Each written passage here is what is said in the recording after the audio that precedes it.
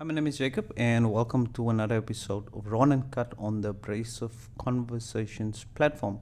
In this episode, I would like to talk about the ongoing crisis, what seems to be in the South African police. So, since our show on Sunday, a number of developments have taken place, and I briefly in this episode would like to look at it, give my update on it, and see some of the developments. So, what is currently hot in the press is President Cyril Ramaphosa's removal or suspension of the police minister, Senzo Mkhwanazi.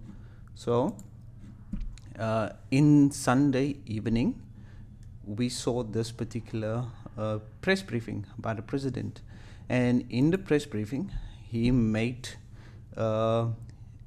it clear the steps forward. And one of the steps forward is commission of inquiry into the allegations regarding law enforcement agencies, and he placed minister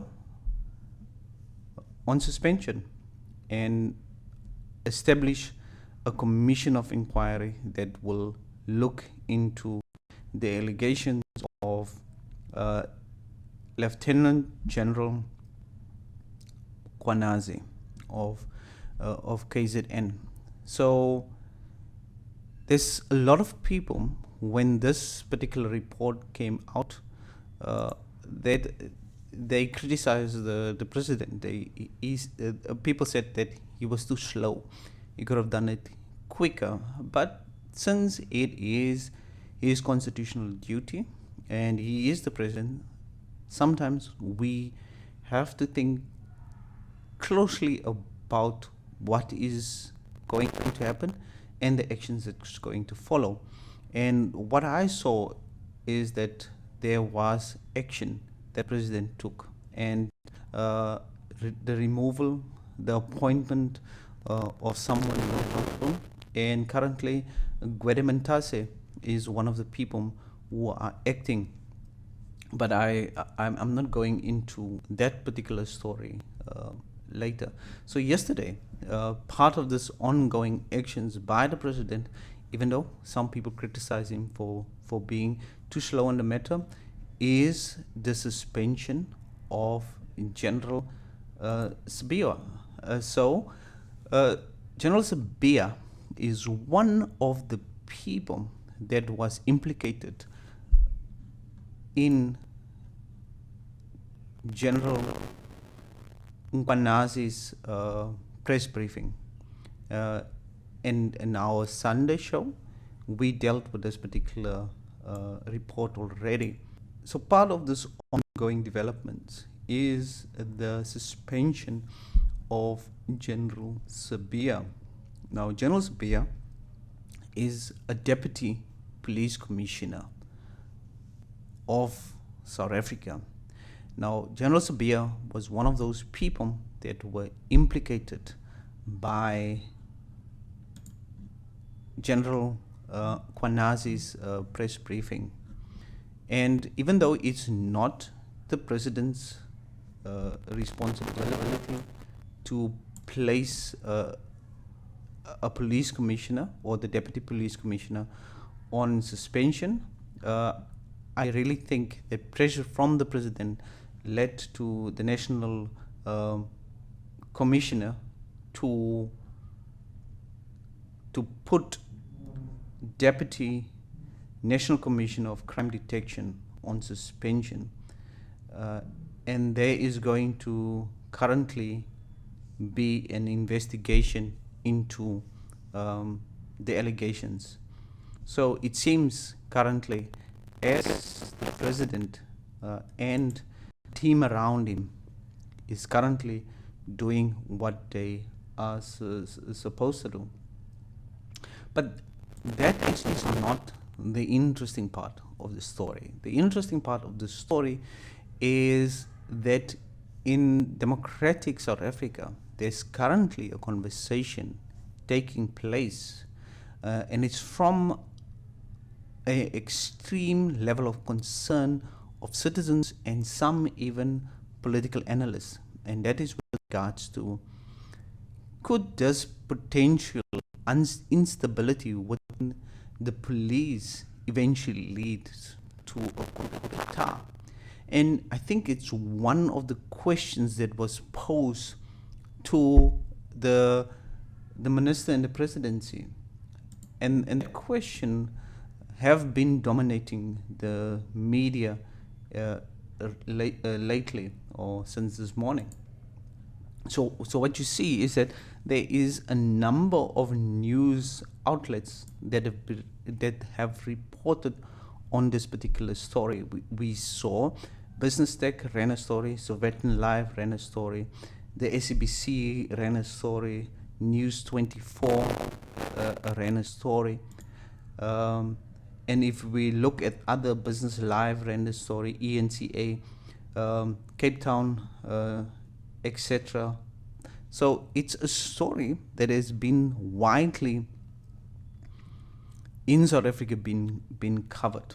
Now, this is an important thing because this is the first time in democratic South Africa that we are facing something like this, because one of the first indications that you might be at risk when it comes to a coup d'etat is when there is instability within the ranks of the police and the army. And we saw this now, that there is instability within the ranks of the police and not the army, but within the ranks of the police.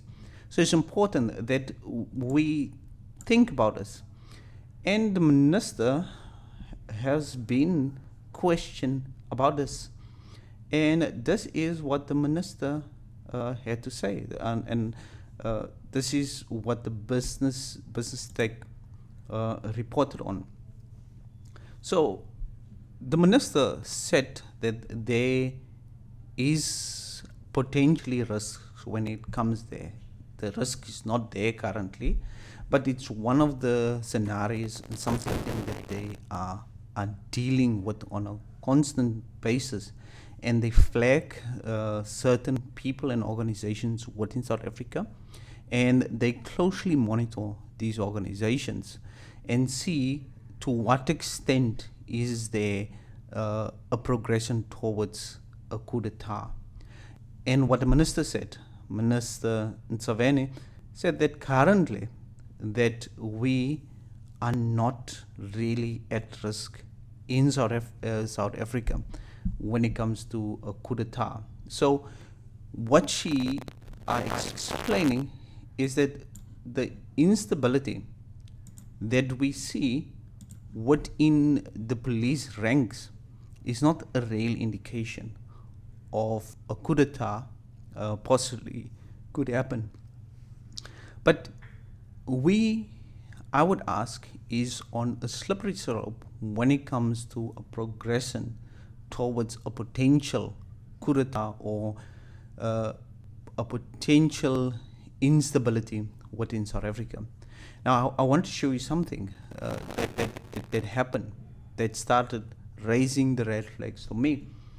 So one of the things that happened was this particular conversation, that the MK party, Mkhwanazi, political party, of which the president is Jacob Zuma, have held a march in support of General Mkhwanazi. Now, this is a political party that is responsible for collective political action towards a specific support. Now, this is where the lines of politics and state power is slowly getting blurry.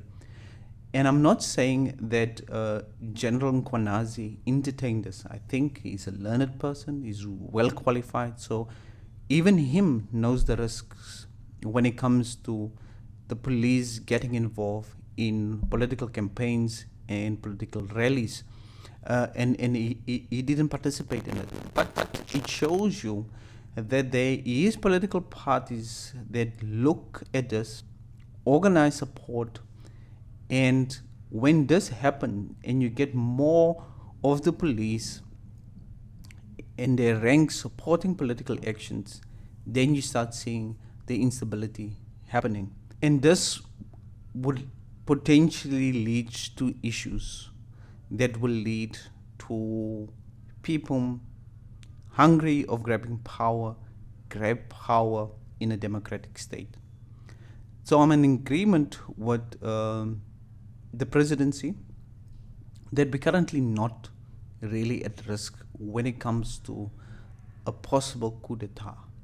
I support their view, but what I'm saying is that we have to be careful. And some political scientists and people have pointed this out over the coming days, is that when we start to see this instability and we see more and more political support for members within the police, especially high-ranking officials, then we might see a progression towards coup d'etat. I just want to take you into one of the headlines. Yeah. So this happened in KZN, and this is how it was reported by I think this is by Pretoria News. They reported Durban crowds gathered to show support for General Mkhwanazi. And as we can clearly see there, that the people participating in that support and that march is people of the MK party.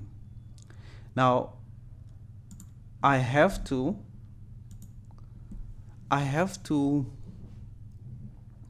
not congratulate, but take my hat off to General Mkhwanazi for blowing the whistle, because if he didn't get the president to act, there was a clear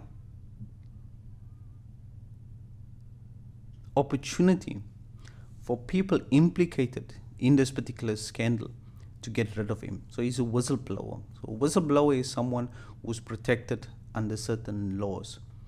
So as a whistleblower, they could have dealt with him. And if there was no political agency or political support for him in this particular matter, then he might have not have a job at this particular moment. So General Mkhwanazi is a brave person because currently he's under extreme scrutiny. There's people who is not happy with him and is currently looking into his affairs and trying to get some dirt on him. So if there is some dirt or some things coming out on him in the coming days, remember that there is people who have a score to settle. Now, just a final word on this particular show, and I'll show you in a previous in a follow-up episode to this, that Senzo Mkhunu is one of the people who is prominently facing on the ANC slate for the next leadership. So one of the people who's eyeing the top positions within the ANC is Senzo Mkhunu. Now, this is extremely important because we saw what happened to Thabo Mbeki in the fallout between Jacob Zuma and the national leadership and people that was loyal to Mbeki. It led to a split within the ANC. It led to the rise of Jacob Zuma, and it led eventually to the mess of state capture. So this type of politics could repeat itself if we are not careful and we are not watchful. So it seems as the ANC currently are doing something about it, and they are extremely conscious that they are 40% party, and they most probably this might most probably could affect them the same way the state capture debacle uh, affected him. Right. So please join the conversation. Let me know what you're thinking. Let me know whether you think that there is a possibility for a coup d'etat, or whether we have a stable enough democracy with apolitical police and army personnel that would not think about taking power for themselves. Where are we in the spectrum when it comes to a coup d'etat? Thank you for watching, and I will see you guys in another episode.